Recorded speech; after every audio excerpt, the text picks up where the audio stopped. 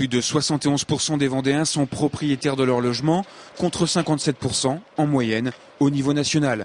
C'est l'une des spécificités qui sera évoquée ce jeudi soir, avec forcément un impact au niveau du budget, d'autant que l'acquisition d'un logement intervient relativement tôt dans la vie, en moyenne à 26 ans. C'est un investissement sur l'avenir, c'est-à-dire qu'il y a un coût du budget, un coût dans le budget qui est important en début d'âge adulte, on va dire comme ça, mais c'est un investissement sur l'avenir et dans 20 ans, c'est autant de souplesse pour les ménages, éventuellement pour pouvoir payer les études des enfants ou faire d'autres investissements. Autre caractéristique qui pèse sur le budget des ménages, le dynamisme démographique.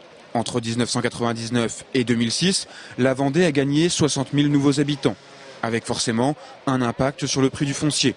Une réalité encore plus prégnante sur la côte, où les jeunes retraités qui s'installent font s'envoler les prix du marché. Mais ça n'a pas empêché, globalement, que sur les années 2006, 2007, 2008, ça a été l'envolée au niveau de la construction.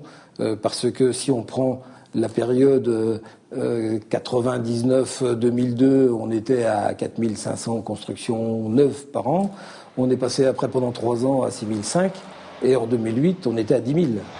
Spécificité toujours très vendéenne, un maillage territorial équilibré sur fond de désenclavement routier. L'impact est économique, avec des zones réparties sur l'ensemble du territoire. Il se traduit également au niveau de la grande distribution, avec une offre importante et donc une concurrence bénéfique pour le budget des ménages. Enfin, il permet de répondre à l'envie d'enracinement.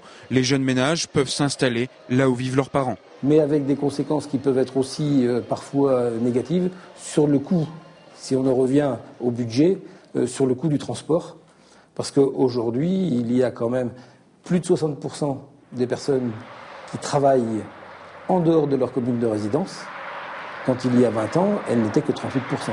Bref, l'évolution de la consommation des ménages vendéens et des différentes composantes de leur budget s'explique notamment à l'aune des grandes caractéristiques structurelles du département.